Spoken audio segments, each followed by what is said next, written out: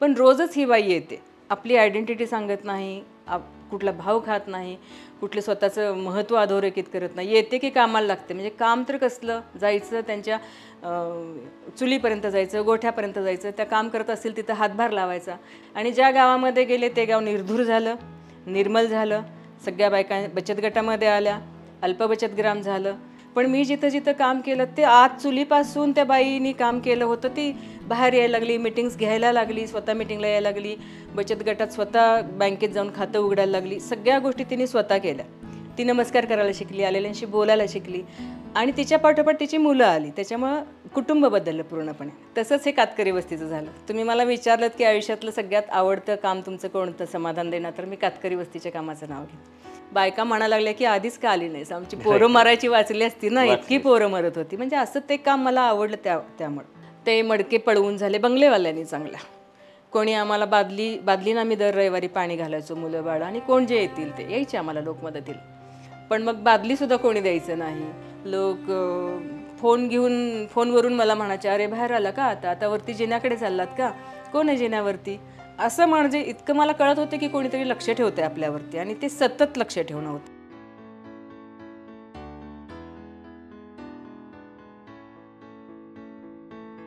नमस्कार, मी विनोद कुलकर्णी. आरसपानी पॉडकास्ट चॅनलमध्ये आपलं पुन्हा एकदा स्वागत. अनेक जण पॉडकास्ट बघतायत, प्रतिक्रिया देत आहेत, पण तो सबस्क्राईब करायचं विसरत आहेत. तर त्यांनी ते सबस्क्राईब केला पाहिजे आवर्जून, आणि लाईक आणि शेअर आपण नक्की करा. हा एक चांगला चॅनल आहे. आपण अतिशय अभूतपूर्व असा प्रतिसाद दिलेला आहे. नवीन चॅनलला एवढा अभूतपूर्व प्रतिसाद मिळत नाही किंवा कदाचित अपेक्षित नसतो. आणि आपण ज्या ज्या वेगवेगळ्या माणसांना भेटतो आहे ती जगा वेगळी आहेत किंवा यूट्यूबवर त्यांच्या फारशा स्टोरीज उपलब्ध नाहीत, अशा प्रकारची आहेत. म्हणजे जी सेलिब्रिटी वर्गात मोडणारी माणसं आहेत किंवा वेगवेगळ्या क्षेत्रातली सेलिब्रिटी म्हणून ज्यांना जास्त मागणी आहे, अशी माणसं न सोडता किंवा न निवडता आपण जी खरं ज्यांची समाजाला गरज आहे अशा माणसांचीसुद्धा अधिक निवड करण्यावर आपला भर राहतो आहे. आणि अशा वेळेस समाजाभिमुख वागणारी माणसं आणि समाजाभिमुख आपलं जीवन व्यतीत करणाऱ्या माणसांचा शोध आपण घेत असतो, आणि त्यातून अनेक वेगळे चेहरेसुद्धा आपल्याला पाहायला ऐकायला मिळतात, आणि त्यांचं कामही त्या निमित्तानं आपल्यासमोर येतं आहे. आजसुद्धा आपल्याला ज्या भेटायला आलेल्या आहेत त्या आहेत प्राध्यापक संध्या चौगुले. ह्यांनी हिरवाई ते वनराई असा त्यांचा प्रवास आहे, आणि हिरवाईसारखी एक छोटी संस्था आणि वनराईसारखा एक मोठा प्रकल्प त्यांनी उभा केलेला आहे. संध्या चौगुले हे नाव मी पहिल्यांदा संत गाडगेबाबा ग्राम स्वच्छता अभियानामध्ये ऐकलं. त्यांच्याबरोबर जाऊन त्यांच्यासोबत त्यांनी केलेलं काम बघितलं. निर्धर चुली निर्माण करण्यापासून ते गावोगावी जाऊन झाडं लावण्यापर्यंत त्यांची कामगिरी झालेली आहे. स्थानिक पातळीवरचे पुरस्कार ते राष्ट्रीय पातळीवरचे अनेक पुरस्कार त्यांना त्यांच्या कामाबद्दल मिळालेले आहेत. आणि त्या ज्या काळात काम करायला बाहेर पडत होत्या त्या काळात एखाद्या महिलेनं दुचाकीवरून महाबळेश्वर तालुक्यातल्या अत्यंत ग्रामीण भागातल्या एखाद्या गावात जाऊन काम करायचं, कोरेगाव तालुक्यातल्या छोट्याशा गावात जाऊन काम करायचं. एक महिला दुचाकीवरून येते आणि अख्खं गाव बदलण्याचा प्रयत्न करते. हा नवा प्रयत्न होता. त्यामुळे ह्या प्रयत्नाकडं समाजानं कधी कुतूहलतेनं बघितलं, कधी नकारात्मक भावनेनं बघितलं, आणि ह्या बाईला काय पडलं आहे अशा भावनेनंसुद्धा त्यांच्याकडे बघितलं गेलं. त्यांच्या वाटा अडवण्याचाही प्रयत्न झाला आणि वाटा मोकळ्या करण्यासाठीही माणसं पुढं आली. अशा अनेक अनुभवांनी त्यांचं आयुष्य समृद्ध झालेलं आहे. आणि एक प्राध्यापक महिला की जिला चांगला पगार आहे आणि जी आता आपलं कुटुंब फक्त सांभाळायचं आणि ऐशोआरामात जगायचं अशी सगळी व्यवस्था आयुष्यानं उभी केलेली असतानासुद्धा ग्रामीण भागातल्या लोकांचं जीवन बदलण्यासाठी, त्यांच्या आयुष्यामध्ये आनंद आणि निरोगी जीवन निर्माण करण्यासाठी सगळा आयुष्यातला वेळ खर्च करते. म्हणजे कधीकधी कुटुंबियाच्या दृष्टीनं हा वेळ वाया घालवलेला असतो, आणि समाजाच्या दृष्टीनं हा वेळ समाजाच्या हितासाठी खर्ची टाकलेला असतो. अशा महिलेला आज आपण आपल्या पॉडकास्टमधून भेटणार आहोत. नमस्कार मॅडम. सर नमस्ते. नमस्ते.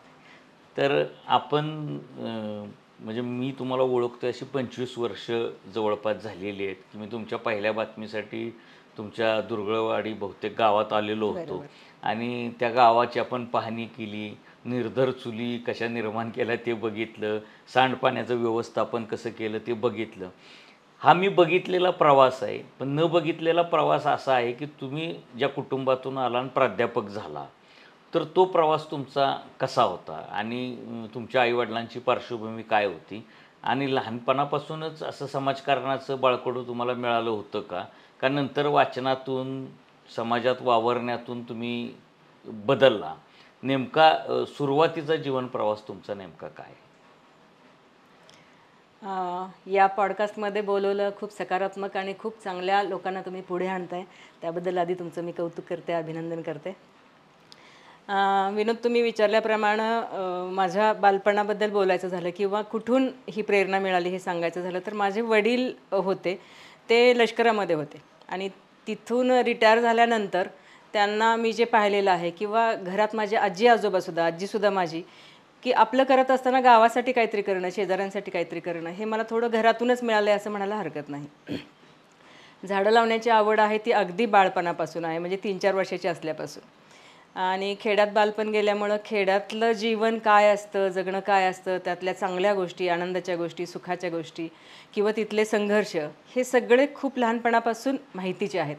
आणि त्या मध्ये म्हणजे शाळाच मुळात जी होती माझी ती 4 किलोमीटर होती आणि अगदी झाडाझुडपातून जावं लागायचं, एकट्याने जावं लागायचं. त्याच्यामुळे तेव्हापासून धाडस हे मुळातच आहे आणि वडिलांनी माझी वाढ करताना धाडसी व्हावी आपली मुलगी असंच केलेले आहे. त्यामुळे पुढच्या आयुष्यामध्ये जी काही कामं होऊ शकली त्याचं बाळकडू किंवा त्याचं बीज हे तसं लहानपणामध्येच होतं. घरची परिस्थिती तशी बेताची होती. माझे वडील मिलिटरीतून रिटायर होऊन आल्यानंतर त्यांना 2 मुलं झाली आणि अगदी तुटपुंजी पेन्शन होती, पण त्यांचं ध्येय होतं की आपल्या मुलींना शिकवायचं.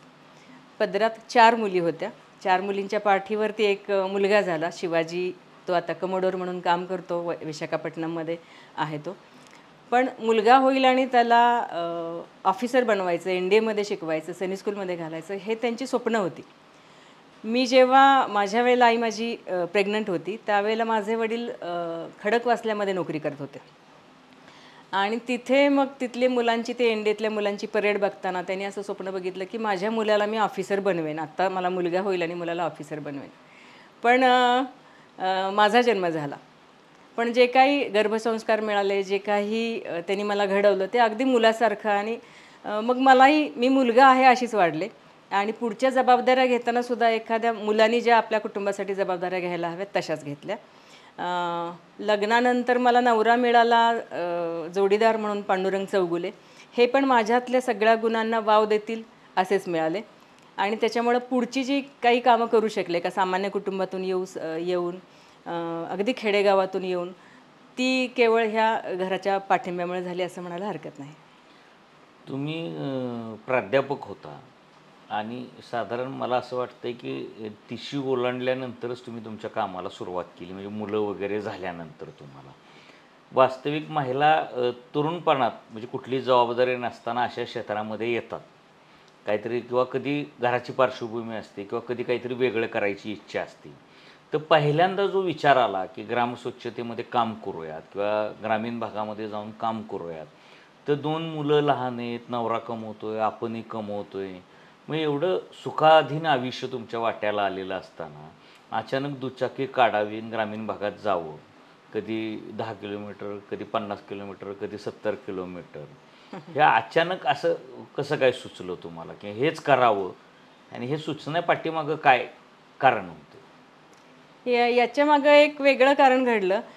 माझं लग्न झालं आणि लग्नानंतर मग सुखाचा संसार करणं, स्वप्नाळू असणं हे बाई असतेच आणि मी तशीच होती, खूप स्वप्नाळू, खूप आपला संसार टुकीनं करावा, मुलांची मला फार आवड होती आणि संसाराची आवड होती. पण लग्न झालं आणि लग्नानंतर काही कारणाने, म्हणजे तेव्हाचे आमचे जे प्राचार्य होते, मी उस्मानाबादला होते आणि माझी आणि पांडुरंग चौगुले यांची ओळख उस्मानाबादमध्ये झाली.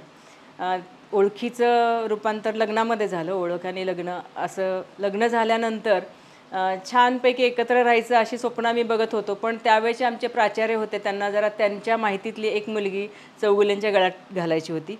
ते त्यांचं स्वप्न भंग पावल्यामुळे त्यांनी आमची बदली करून टाकली, माझी नोकरी घालवली.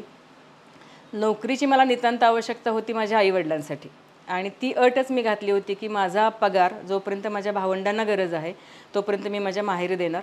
चौगुले अगदी सहजच या गोष्टीसाठी तयार झाले होते आणि पुढे त्यांनी 10 वर्ष काय अगदी 12-13 वर्ष त्यांनी मला ह्या गोष्टीसाठी मुभा दिली म्हणण्यापेक्षा माझ्यापेक्षा जास्त त्यांचाच हट्ट होता की मुलांचं जोपर्यंत शिक्षण होत नाही भावंडांचं तोपर्यंत तू आईवडिलांना पगार द्यायचा आहेस. मग हे 10 वर्ष जे नंतर लग्न झालं आणि 10 वर्ष ते उस्मानाबादमध्ये राहिले, मी साताऱ्यामध्ये राहिले, कधी इचलकरंजीमध्ये राहिले, कोल्हापूरमध्ये राहिले, नोकरीच्या निमित्ताने कमवत राहिले, पगार आईवडिलांना देत राहिले. पण त्या 10 वर्षामध्ये जो संघर्ष करावा लागला त्याच्याने माझी कार्यक्षमता इतकी वाढली आणि कुठलाही प्रसंग येऊ देत त्याला अगदी हसत हसत सामोरं जाणं, प्रश्न सोडवणं, मार्ग काढणं आणि सगळ्या गोष्टी अगदी हसत करणं हे इतकं काही सहजतेने झालं की त्याच्यानंतर आम्ही एक 12 वर्षानंतर एकत्र आलो. चौगुले सर साताऱ्यामध्ये बदलून आले, मी पण साताऱ्याच्या सायन्स कॉलेजमध्ये नोकरी करत होते आणि त्याच्यानंतर मग चौगुले सरांना असं वाटत होतं की इतके दिवस तू संसार केलास, त्रास सहन केलास, सासरच्यांचं केलंस, माहेरच्यांचं केलंस, आता तू थोडा आराम करायचास आणि आरामात जगायचंस. आणि ते आरामाचं जगणंच मग नंतर मला खूप त्रासदायक ठरलं आणि कंटाळा यायला लागला, चिडचिड व्हायला लागली. आरामाच्या जगण्यावरनं माझ्या माहितीप्रमाणे चौगुले सरांना चौगुले सर स्वयंपाक करायचे. चौगुले सरांनी सांगितलं स्वयंपाकघर सुद्धा माझं आता तुला हवं ते तू कर. मग मी अगदी सिनेमे बघत फिरले असते, पार्ट्या जोडत फिरले असते तरी त्यांचं काही म्हणणं नव्हतं. पण तो काही स्वभाव नव्हता, ती आवडही नव्हती. चांगला नवरा मिळाला म्हणजे असं प्रत्येक स्त्रीचं स्वप्न असतं की माझ्या नवऱ्यानं स्वयंपाक करावा आणि मी नोकरी करावी. म्हणजे ज्या काळामध्ये नवऱ्यानं स्वयंपाक करावा ही कल्पनाच लोकांना मान्य होण्यासारखी नव्हती. अजूनही तशी ती झेपत नाही, अजूनही ती झेपत नाही. अशा काळात स्वयंपाक करणारा नवरा तुम्हाला मिळावा आणि त्यानं सांगावं मी स्वयंपाक करीन, तू ऐश कर. म्हणजे हे किती मनाला आनंद देणार होतं. आणि त्यातूनच कदाचित तेच एक खत पाणी होतं पुढचं काम उभं राहायला. आणि मग त्याच्यानंतर त्यांनी सगळा संसार आपल्याकडे घेतला. योगायोगाने त्यांच्याकडे NSSचं प्रमुख पद होतं एलिबेस कॉलेजमधलं. सहज म्हणून एक दिवस त्यांनी मला बोलवलं आणि तिथे मला म्हणले आता प्रकल्प प्रमुखाची बायको म्हणून थोडासा मान सन्मान मिळाला, बोला म्हटले. मला काही फार बोलणं तोपर्यंत जमत नव्हतं पण मी बोलले. पण नंतर मला गाव फिरून दाखवलं तिथल्या बायकांनी, तिथल्या लोकांनी. गावामध्ये तो उकरड्याचा वास, शेणाचा वास जो माझ्या खूप काळजातला होता, मला आवडता होता तो, कारण माझं लहानपण सगळं त्यात गेलं होतं. आणि मग त्या दिवशी मी जी खुश होते ते मग त्या दिवशी घरी आल्यानंतर चौगुले म्हणाले की अगं किती खुश आहेस, तुला हे काम आवडते, तू हे कर. आणि मग ह्या कामाला सुरुवात झाली. अरे वा वा. म्हणजे पत्नीला बोलवावं, सन्मानित करावं, आणि कामाला लावावं. म्हणजे हे खरं चौगुलेंच्या मनात असेल की आपल्या बायकोला किंवा आपल्या पत्नीला की ह्या मार्गाला आणलं तर कदाचित ती वेगळं काहीतरी करू शकेल. त्यांनीच पार ओळखला होता किंवा एवढी ऊर्जा आहे ती मला त्रासदायक होण्यापेक्षा तिला एक मार्ग काढून दिला ऊर्जेला, असंही म्हणू शकतो आपण. म्हणजे चांगला मार्ग काढून घरात द्वंद्व होण्यापेक्षा समाजात द्वंद्व व्हावं, ते सकारात्मक असावं असा प्रयत्न त्यांनी केला. मग पहिल्या गावाची निवड तुम्ही कशी केली? याच माध्यमातून झाली. चौगुले सरांचा कॅम्प तिथं होता म्हणून तिथं गेले आणि मग नंतर सुरूच केलं. मग ते काम इतकं उठावदार झालं की घराघरात, म्हणजे माझ्या गाडीचं, मी कॉलेज करायचे 8 ते 2 वाजता घरी यायचे, मुलं तोपर्यंत घरी यायची. मग त्यांचे थोडं लाडकोड कौतुक अभ्यास झाला की मी निघायचे. चौगुले सर मागचं घर सांभाळायचेच माझं. गाडीला किक मारायचे, पुढं जायचे. सुरुवातीला थोडा त्रास झाला पण रोजच ही बाई येते, आपली आयडेंटिटी सांगत नाही, कुठला भाव खात नाही, कुठले स्वतःचं महत्त्व अधोरेखित करत नाही, येते की कामाला लागते. म्हणजे काम तर कसलं, जायचं त्यांच्या चुलीपर्यंत जायचं, गोठ्यापर्यंत जायचं, त्या काम करत असतील तिथं हातभार लावायचा.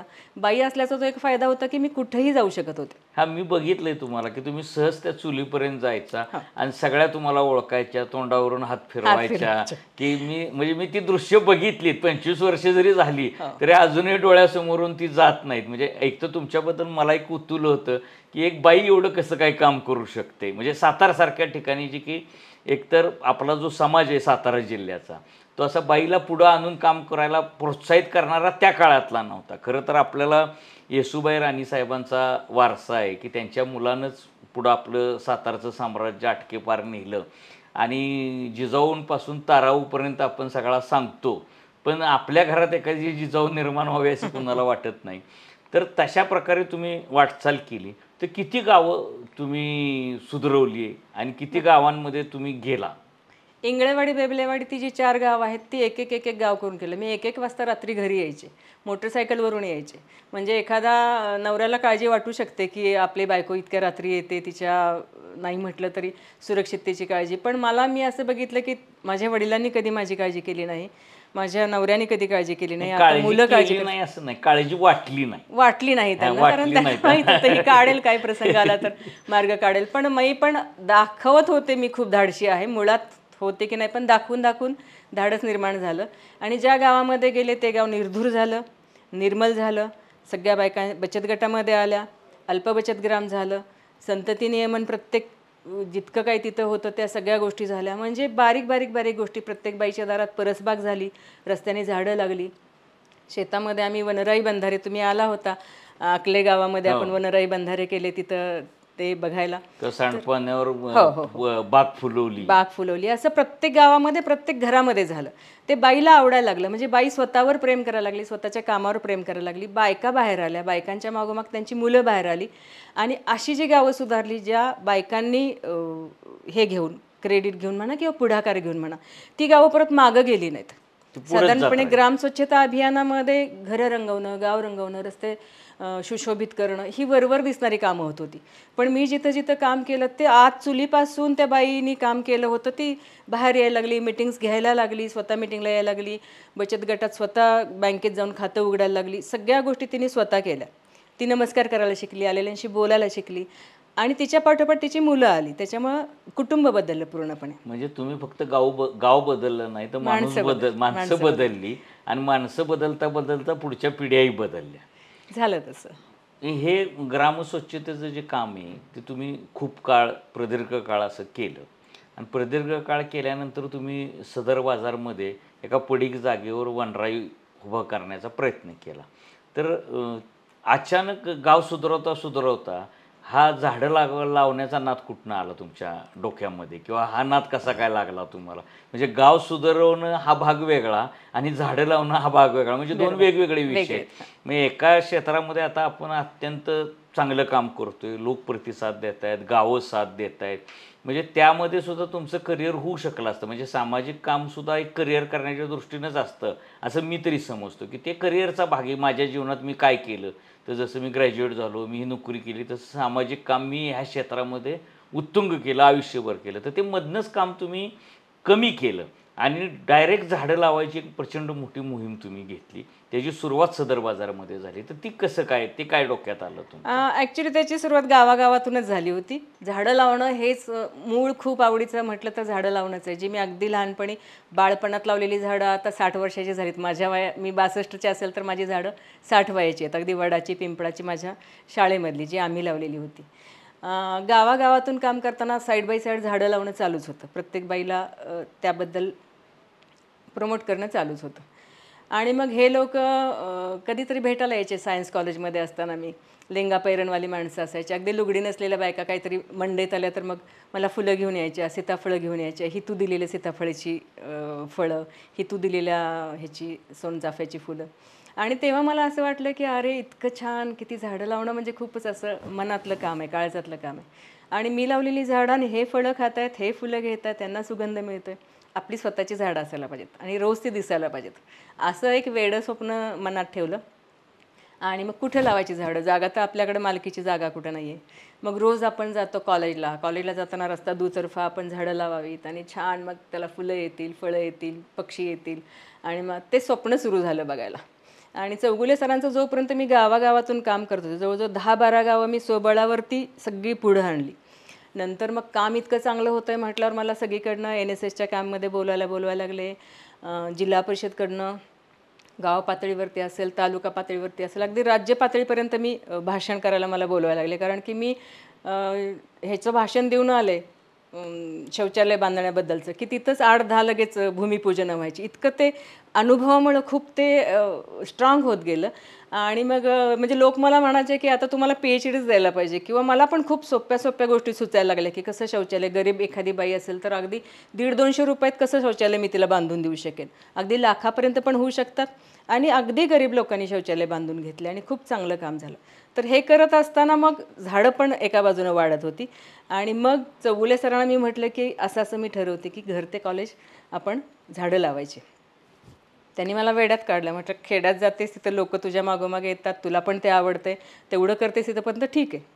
हे काय बरोबर नाही. तुला कोण खड्डे कोण काढून देणार, झाडं कोण तुझी राखणार, शेळ्या खातील, म्हैशी खातील, लोक उपटतील, कुठं लावणार. तर मग ते मला गप्प बसवणारं उत्तर होतं त्यांचं. पण मन थांबत नव्हतं, मन फारच वेगाने धावायचं. मग झोपलं तरी माझ्या डोक्यात यायचं की काय करता येईल, काय करता येईल. आणि मग मला रात्रीमधनंच जाग यायची, 2 वाजता 3 वाजता जाग यायची. म्हणजे मी जागीच असायचे, माझं स्वप्नरंजन चालूच असायचं. मी त्यांना हलवून जागी करायचे की आपल्याला असं करता येईल, लोक येतील. मी जिथं जिथं कामं केलीत प्रत्येक गावात मी खूप वेळ दिला त्यांना. आता ते मला थोडासा तरी वेळ देतील ना, ते येतील खड्डे काढायला. मग कुंपणाचं काय करणार, मग कुंपणाची स्वप्न सुरू झाली. असं मी बसले कुठेतरी मी लगेच हे करायचे की कसं कुंपण करता येईल, स्वस्तात कसं भेटेल. आणि मग सुचायचं काहीतरी की भंगारमधनं आपण वायर आणू, तार आणू, ती लावू. असं करत करत मग शेवटी चौगुल्यांचं डोकंच दुखवलं म्हटलं तरी चालेल मी. आधी ते नाही नाही नाही नाही म्हणायचे, पण अगदी स्त्रीहट्ट असतो तो त्यांनी ऐकला आणि म्हटलं की ठीक आहे. आणि मग 2005 साली सायन्स कॉलेजपासून ते माझ्या घरापर्यंतचा रस्ता आम्ही दुतर्फा वृक्षारोपणासाठी घेतला. त्या रस्त्यावरती एक खूप मोठी जागा आम्हाला दिसली, 2.5-3 एकर, जिथं फक्त कचरा टाकण्याच्या जागा, पडलेल्या बिल्डिंग इमारतीचा डम्पिंग करण्याची जागा, आणि त्या ढिगाऱ्याच्या आडाने सगळ्या तिथल्या झोपडपट्ट्यांचा शौचाला जाण्याची जागा, म्हणजे दुर्गंधीयुक्त कचरापट्टी. ती मग नंतर आम्ही हे स्वच्छ करत गेलो, लावत गेलो. तिथे छानपैकी आज तुम्हाला माहितीच आहे छान हिरवाई डोलाने उभी आहे तिथे. पण तुम्ही जितका छान असा प्रवास रंगवून सांगताय तितका तो छान नाही. मग लोकांनी तिथं तुम्हाला कशी वागणूक दिली? तुम्ही हिरवाई फुलवायला निघाला होता, पण ती मोडणारी सुद्धा माणसं तुमच्या रस्त्यामध्ये आली. तर त्यातले काही तुम्ही अनुभव सांगा की जे वाईट अनुभव तुम्हाला आले ती हिरवाई उभी करताना. म्हणजे चांगलं काम करताना सुद्धा माणसं आडवी येतात, तर ते काय अनुभव जरा तुम्ही सांगा. झाडं लावताना सगळं सुखद होतं, कष्ट खूप होते, प्रचंड कष्ट होते. म्हणजे आजारी पडायचो आम्ही, घरात स्वयंपाकाला वेळ नसायचा, पण मग बेभान काम होतं ते. आणि ते मी काही एकटी करत नव्हते, लोकच मदतीला आली गावागावातली, पण ती कशी पेशंट दवाखान्यात आल्यावर बसायला 5 मिनटं येतात जातात तशीच होती ती. बरोबर. आली, खड्डे काढले, लावून गेले, पण नंतर सांभाळणं खूपच असतं ते. तर त्याच्यासाठी मग मी कुठलंही झाड लावलं जिथं तिथं आत्तापर्यंत, तिथं कुठेही कुंपणाशिवाय झाड लावलं नाही. मग ट्री गार्ड आम्ही सगळीकडनं गोळा करून आणायचो. मी रहमतपूर रस्त्याला ट्रक घेऊन जायचे, ट्रकवाले PWDकडे जाऊन मागायचे. मी प्राध्यापक असून शाळा सुटली माझी 2 वाजता की तिथं जाऊन बसायचे तिथल्या अधिकाऱ्यांच्या मागं लागून की तुम्ही करता का मला मदत, इथे आहेत. मग ट्रॅव्हलिंगला काय किती पैसे घालणार, सगळे पैसे तर मी पगारातले खर्चून करत होते, पण त्याला पण मग मर्यादा होत्या ना. मग थोडंसं कुठं थँक्यूमध्ये काम झालं तर म्हणून असं सगळीकडनं काम करत होते. काम उभं राहत होतं, झाडं वाढत होती, पण तुम्ही म्हणता तसं दृष्ट होतीच, लागत होती अनेकांची. पहिली दृष्ट लागत होती माझ्या स्वतःची, जिथं मी नोकरी करत होते तिथली. कारण की तुम्ही जेव्हा काम करता, तुम्ही तुमच्या नादात जरी असला, तुम्हाला काही कोणाशी देणं घेणं नसलं, आणि मी माझं काम हे माझं एक्स्ट्रा काम होतं तरी मी ते इतक्या प्रामाणिकपणे करत होते जसं की अगदी ड्युटी करावी तसं. तर मी माझं कॉलेजमधलं काम मला फार माझ्या विद्यार्थीप्रिय, मी आता स्वतःबद्दल बोलणं थोडंसं हे आहे, पण मुलांची लाडकी होते. मला शिकवण्यात खूप जास्त आवड होती, मुलांना कळेपर्यंत शिकवायचा हा माझा ध्यास होता. पण मग खूप माझ्या विरोधात पत्रकं छापणं सुरू झालं, उगाच चारित्र्यावरून बोलणं सुरू झालं. आणि मग मोबाईल त्या काळात कोणाकडे नव्हते, पण कामानिमित्ताने मला आबांनी मोबाईल दिलेला तेव्हा 2000 सालामध्ये. आर पाटला आबांनी म्हणजे आर पाटला. आणि त्यामुळे मोबाईल माझा, तर ह्या सगळ्या गोष्टींची जेलसी सुरू झाली. आणि मग काटा काढणे हा प्रकार आपल्याकडे खूप होतो. तर मग तशा ह्याच्यातून माझी बदली झाली आणि अगदी झाडं छोटी छोटी लावली होती. तर त्यातनं मला अगदी इथून उचलून एकदम लोणंदमध्ये टाकलं. आणि मग ते जसं आपण मुलांसाठी टाहो फोडतो तसं माझं त्या हजारो झाडं लावून ठेवली, त्याच्यासाठी रडणं झालं. घरातले म्हणाले जा तू, आम्ही सांभाळतो. म्हणजे जसं मला असं वाटलं की आपण आता जग सोडून चाललोय आणि तू शांततेने जा, मी सगळं करतो, काम सगळं आम्ही सांभाळतो, असा निरोप आपल्याला मिळतोय. पण त्यांनी छान धीर दिला आणि धीर दिल्यासारखं ते सांभाळलं सुद्धा. म्हणजे अनेकदा ती सगळी झाडं उपटून टाकणं झालं, तोडून टाकणं झालं, कुंपण जाळून झालं, पळवापळवी झाली, झाडांना जमीन चांगली नव्हती. आम्ही त्याला मडके लावलेले, मडका सिंचन केलेलं पहिल्या उन्हाळ्याला. ते मडके पळवून झाले बंगलेवाल्यांनी चांगल्या. कोणी आम्हाला बादलीनं आम्ही दर रविवारी पाणी घालायचो, मुलं बाळं, आणि कोण जे येतील ते यायचे आम्हाला लोकमदतीला. पण मग बादलीसुद्धा कोणी द्यायचं नाही. आणि बोलणं तर म्हणजे फारच टोकाचं. म्हणजे अगदी मला कळेल असं माझं काय म्हणतं अपमानित करणारं बोलणं समोरच माझ्या चालायचं, की काय लष्कराच्या भाकऱ्या भाजताय, आणि मग काय नवऱ्याने सोडली का, काय इतका वेळ देते समाजाला, हिला घरात थांबवत नाही का, हिचं पटत नाही का नवऱ्याशी, अशा. पण मग ह्या गोष्टी जशा माझ्या कानावर यायच्या तशा त्यांच्याही कानावर यायच्या. म्हणजे या गोष्टीने वाद होऊ शकतो. आणि खूपच टोकाला जातं तेव्हा कदाचित म्हणजे मला असं एक वेळ आली की हे काम मला संघर्ष, थोडासा एक सकारात्मक संघर्ष हवा असतो, मिळमिळीत जीवन मला नको होतं. पण अशी पण एक स्टेप आली की मला हे सगळंच नकोसं झालं, की नको हे काम, माझा संसार मोडत असेल तर मला अजिबातच नाही आहे हे काम करायचं. तसं अनेकदा मी चौगुले सरांना बोलून पण दाखवलं, पण त्यांचं तसं हे नव्हतं की इतकं केलं इतकं कसं सोडा. आणि इतकं तुम्ही वाढवता, पोटच्या पोरासारखं जेव्हा वाढवतं तेव्हा तुम्ही सोडून नाही देऊ जाऊ शकत. शकत नाही. त्यामुळे सोडताही येत नव्हतं, झेपतही नव्हतं, अशी काही स्टेज आले. पण तेव्हा चौगुलेंनी ढकलत ते पुढं काम सुरू ठेवायला लावलं मला. तुम्ही आता चौगुले सरांच्या आठवणी काढल्यात. मी बघितलं चौगुले सर गेल्यानंतर तुम्हाला अश्रू थांबत नव्हते किंवा त्या दुःखातनं तुम्ही लवकर सावरलाच नाही. म्हणजे असं वाटलं की आता म्हणजे चौगुले सर गेले पण तुमच्यातला आत्मा गेल्यासारखं वातावरण होतं. म्हणजे मी जे काही तुम्हाला बघितलंय दुःख होणं खूपच साधं आहे ना, की ज्या माणसाने इतकं आपल्याला हे दिलेलं आहे तर त्याच्या जाण्याने खूपच मोठं, म्हणजे पोकळी वगैरे हे खूप साधे शब्द झाले, पण जगणं बदलून जातं एकदम. पण एका बाजूनी खूप दुःख असलं तर एका बाजूनी जबाबदाऱ्या खूप होत्या, मुलं शिकत होती, आम्ही पैसे नव्हते ठेवले, आम्ही सगळे पैसे आधीचं मी माझ्या आई वडिलांना देऊन टाकले होते, नंतरचे आलेले आम्ही समाजकार्यावरती खर्च केले होते. त्याच्यामुळे संघर्ष तसा मग पुढं सुद्धा अटळच होता.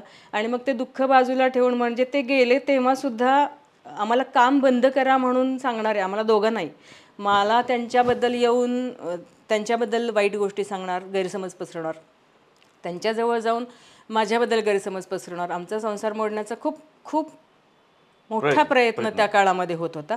आणि अशा काळामध्ये एका क्षणाला ते अचानक निघून गेले. आणि मग त्याच्यानंतर मग खूप विचार यायचा मनामध्ये की थांबवावं काम आता, की खरंच आता आपली, किंवा आधीच थांबवायला पाहिजे होतं असंही वाटतं आधीच थांबवायला पाहिजे होतं. पण ते थांबून काय झालं असतं, कारण माझं तर खूप हट्टच होता आता बस आता नाही करायचं म्हणून, पण तितकाच स्ट्रॉंग हट्ट चौगुलेंचा होता की नाही थांबायचं, की आम्ही साथ देतोय त्याचं तू काहीच किंमत ठेवत नाहीस, तू त्यांना साथ देतेस का की जे तुला आपल्याला संपवायला आलेत ते. अशा ह्याच्यामध्ये मी माझ्या नवऱ्याचं ऐकलं आणि माहीत नाही म्हणजे ते चूक की बरोबर, पण त्याच्याने मी स्ट्रॉंग होत गेले हे नक्कीच. ते गेल्यानंतर पण आम्हाला पोलीस प्रोटेक्शन घ्यावं लागलं. इतकं मला समाजातल्या काही जे असतील अपप्रवृत्ती त्यांचा त्रास होत होता. अगदी माझ्या प्रत्येक हालचालीवरती लक्ष होतं. लोक फोनवरून मला म्हणायचे, अरे बाहेर आला का आता वरती जिन्याकडे चाललात का, कोण आहे जिन्यावरती, असं. म्हणजे इतकं मला कळत होतं की कोणीतरी लक्ष ठेवतंय आपल्यावरती, आणि ते सतत लक्ष ठेवणं होतं. आणि मला थांबून चालणं नव्हतं, कारण तसं मला माहेर आणि सासर कुठलाही माझाच त्यांना सपोर्ट, माझ्याच सपोर्टवरती त्यांचं चाललं होतं. त्याच्यामुळे थांबण्याचा प्रश्न नव्हता. त्यामुळे मग मी ठरवलं, एकतर सोडून देणं हा पर्याय होता काम, आणि गपगुमान आपलं घर बघणं, किंवा इतके दिवसात चौगुलीने साथ दिली, आपण पण स्ट्रॉंगली केलं, तर आता करूनच दाखवायचं. आता मी तुमचं नाहीच ऐकणार, मी पहाच तुम्ही अशा ह्याच्याला येऊन हां मी करणारच काम आता, असा थोडासा काय म्हणायचं हट्ट झाला. आणि मग घेतलं ते काम हातात घेतलं. आणि 1 वर्ष मी ठरवलं होतं की 1 वर्ष जे काही आत्तापर्यंत आपण दोघं काम करत होतो ते 1 वर्ष करायचंच. ते केलं. आणि 1 वर्षाने त्यांना छानपैकी पत्र लिहिलं, कारण आमचं 10-15 वर्षाचं आयुष्य पत्रमैत्रीवर होतं. एक छान पत्र लिहिलं त्या वर्षाचा ताळेबंद, म्हणजे त्या 1 वर्षात मी काय काय केलं, काय करू शकले, काय अडचणी आल्या, आणि कसं बऱ्यापैकी यश मिळालं. तुम्ही RR पाटलांचा आत्ता विषय काढला, तर एक साधी गृहिणी किंवा एक प्राध्यापिका आणि एक राज्याच्या एवढ्या मोठ्या नेत्याशी तुमचा संपर्क कसा आला? नंतर तुम्ही RR आबा प्रतिष्ठानसुद्धा काढलं होतं, तर हा संवाद कसा काय तुमचा जमला? हे काम सुरू केलं ग्रामस्वच्छता अभियानाचं. त्याच काळामध्ये आबांचं ग्रामविकास मंत्री होते, आणि त्यांना कळालं की ही बाई अशी एक काम करते. त्यांना आमचं काम यशवंत पाटणे सर ते त्यांचे चांगले हे होते. राजाराम पाटील म्हणून त्यांचे चांगले, ते माझे फॅमिली फ्रेंड होते. तर या सगळ्यांच्याकडनं ह्या कामाबद्दल जात होतं. आणि मग नंतर आबांना असं वाटायचं की हे काम मी जे इथं करते ते सांगली जिल्ह्यामध्ये त्यांच्या मतदारसंघात करावं. ते तसं प्रॅक्टिकली शक्य नव्हतं, पण त्यांना ह्या कामाचं कौतुक होतं. अगदी ते ग्रामविकास मंत्री असताना नंतर उपमुख्यमंत्री आणि गृहमंत्री झाले तेव्हा त्यांचा फोन आला होता की मॅडम मी आता शिक्षक होतो तुमच्यासारखं, आता मी फौजदार झालो वगैरे, आणि आता म्हणजे असं कामाबद्दल आधेमध्ये विचारणं, हिरवाईत येणं, कातकरी वस्तीवरचं माझं काम पाहणं, कामाचं कौतुक करणं, हे खूप यांनी करायचे. म्हणजे अगदी माझ्या आजारपण एक माझं ह्या सगळ्यामध्ये आलं तेव्हासुद्धा त्यांनी त्यांच्या बोगीतून जाण्याची माझी सोय केली, तिथे दवाखान्यांची मुंबईमध्ये सोय केली. ह्या असं जिव्हाळ्याचं हे होतं त्यांचं, कामामुळे आपुलकी होती. आपुलकी होते, आपुलकी. हे सगळं करत असताना तुम्हाला झोपडपट्टीविषयी सुद्धा एक आकर्षण आहे. म्हणजे दर दिवाळीला झोपडपट्टीतल्या लोकांच्या बरोबर तुमची दिवाळी असते अशी मी तर 25 वर्ष बघतोय की झोपडपट्टी. कारण मी काही दिवाळ्यांना आलोय सुद्धा तिथं प्रमुख पाहुणा म्हणून. म्हणजे मी पाहुणा नसलो तरी आपलं कुणाला तरी बोलवायचं असतं म्हणून मी पण आलेलो आहे तिथं. तर हे झोपडपट्टीतल्या लोकांबरोबर दिवाळी म्हणजे ग्रामस्वच्छतेत ग्रामीण जीवन बदलायचं, झाडं लावायची, आणि अचानक एकदम हा यू टर्न की झोपडपट्टीतल्या लोकांबरोबर बी दिवाळी केली पाहिजे, त्यांची सुखदुःख वाटून घेतली पाहिजे, दुःख वाटून घेऊन त्यांनाही सुख दिलं पाहिजे, त्यांनाही आनंद दिला. आपल्याबरोबर बी कोणीतरी प्रतिष्ठित माणूस, म्हणजे त्यांनी बाहेरनंच बंगले बघायचे. म्हणजे तुम्ही ज्या परिसरात राहता तिथं अत्यंत श्रीमंत वर्गही राहतो आणि अत्यंत गरीब वर्गही राहतो. म्हणजे साताऱ्यातलं कोरेगाव पार्क म्हणजे पुण्यातलं कोरेगाव पार्क आहे, तसं साताऱ्यातलं हे कोरेगाव पार्क आहे सदर बाजार एरियामध्ये. इतक्या पॉश एरियामध्ये तुम्ही राहता आणि त्याच एरियामध्ये झोपडपट्टीसुद्धा आहे. अत्यंत गरीब दरिद्री जनतासुद्धा तिथं राहते. तर त्या गरीब जनतेच्या झोपडीतल्या माणसांना बोलवून दिवाळी साजरी करावी असं तुम्हाला ही कल्पना कशी काय सुचली? म्हणजे तुम्ही म्हणता तसं माझ्या कामाला कुठला असा एक हे नाही, एक वेग घेतलाय आणि ते केलंय.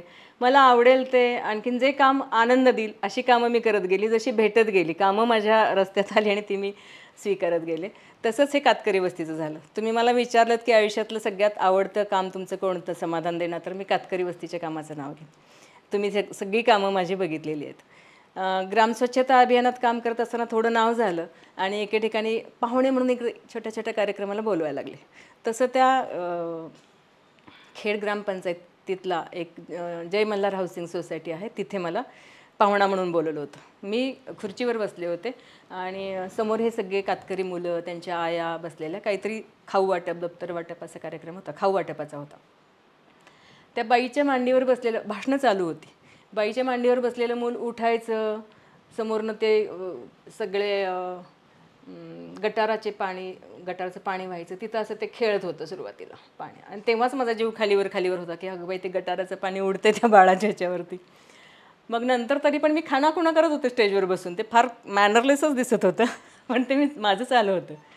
मग नंतर ते बाळ रांगत गेलं आणि त्यांनी असं खाली वाकून ते पाणी प्यायला ते वाकलं, तेव्हा मात्र मला राहवलं. मी पळत पळत गेले, त्या मुलाला उचललं आणि असं आदळलं त्या बाईच्या मांडीमध्ये की लक्ष दे ना तुझ्या मुलाकडे, काय चाललं याचं.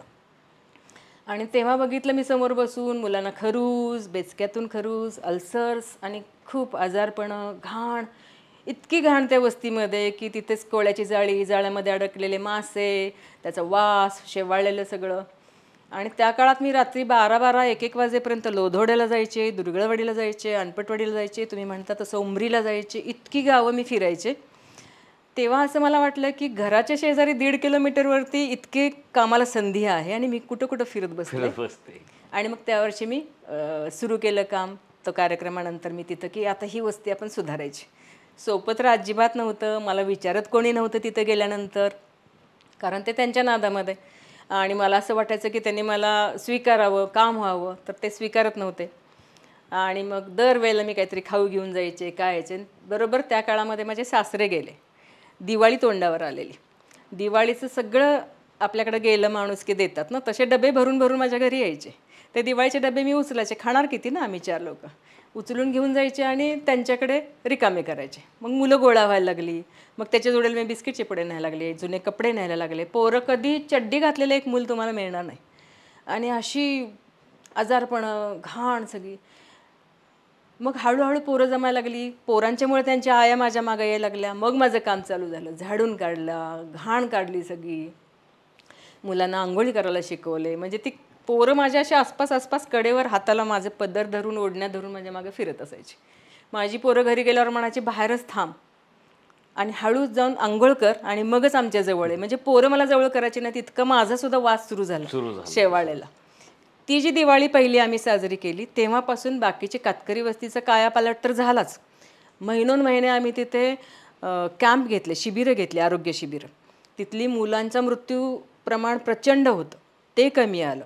शाळा नव्हत्या, नुसतं जी वर्गखोली होती तिथं घाण आणि तिथे पत्ते खेळत बसायचं, जुगारचे अड्डे, दारू, बायका झिंज्या धरायच्या एकमेकींच्या आणि खूपच वाईट अवस्था होती. पण हळूहळू बदल झाला. बदल काय खूप मोठा नव्हता, छोटाच होता, पण ते इतके खोल होते ते निदान नंतर बायका म्हणायला लागल्या की आधीच का आली नाहीस, आमची पोरं मरायची वाचली असती ना, इतकी पोरं मरत होती. म्हणजे असं ते काम मला आवडलं त्यामुळं ती दिवाळी. बाकीच्या कामं थोडी थोडी मागं झाली. शाळा सुरू झाली, झेडपीचं शिक्षक त्यांना मिळाला, मी माझ्या खर्चाने अगदी शाळेचं सगळं रुपडं पालटलं. आता त्यांचं रुटीन चालू आहे आणि आमची दिवाळी अजूनही चालू आहे. दिवाळी अजूनही. ह्या सगळ्या कामामध्ये तुम्हाला जिल्हास्तरीय, राज्यस्तरीय, राष्ट्रीय स्तरावरचे पुरस्कार मिळाले. त्यात मनाला भावलेला असा पुरस्कार कोणता आहे की बाबा ह्या पुरस्कारामुळं फार छान वाटलं? म्हणजे काम करत असताना पहिल्यांदा 1-2 पुरस्कार मिळाले की आनंद होतो, नंतर पुरस्कारांची सवय होते आणि तरी मग आपल्याला वाटतं की हा पुरस्कार मिळाला हा सगळ्यात सर्वोत्कृष्ट, आता कारकिर्दीचं सार्थक झालं. की तर असे कुठले पुरस्कार सांगू शकता? राज्य शासनाचे 3 पुरस्कार मिळाले, तिन्ही माझ्या कामाशी निगडीत होते. शैक्षणिक कामाबद्दल मला आदर्श शिक्षक पुरस्कार मिळाला महाराष्ट्र शासनाचा, झाडं लावते त्याच्याबद्दल प्रथम क्रमांकाचा वनश्री पुरस्कार मिळाला, ह्या सगळ्या कामाबद्दल दलित मित्र पुरस्कार मिळाला. मला जीवाभावाचा वाटणारा असं त्याला वेगळं कारण आहे, तो केशवसृष्टी पुरस्कार आहे. केशवसृष्टी पुरस्कारासाठी निवड कमिटीतून अलका मांडके आणि त्यांच्या सगळ्या मैत्रिणी त्या सगळ्या आलेल्या आणि बरोबर त्याच काळात माझं खूपच जीवघेणं आजारपण चाललेलं. म्हणजे मला खात्री होती की आता आपण काही ह्या आजारातनं बाहेर पडत नाही, वाचणार नाही. आणि एकलपालकत्व होतं, चौगुले नुकतेच गेलेले, आता ह्या मुलांना कोण बघणार, काय बघणार, असा तो काळ होता. आणि खूपच म्हणजे सतत इन्फेक्शन्स, माझं युटेरस काढताना डॉक्टरांच्याकडनं युरिनरी ब्लॅडर कट झालेलं, त्याच्यामुळे कंटिन्युअस 3 महिने मला कॅथेटर होता. त्या काळामध्ये ही सगळी टीम आली आणि त्यांनी माझं सिलेक्शन केलं ह्या पुरस्कारासाठी. तो पुरस्कार किती महत्त्वाचा हे मी नाही सांगू शकत, पण त्यांनी सिलेक्शन केल्यामुळे मला असं वाटलं की अरे आपण जिवंत राहणार आहे, त्याशिवाय काय आपलं सिलेक्शन केलं काय.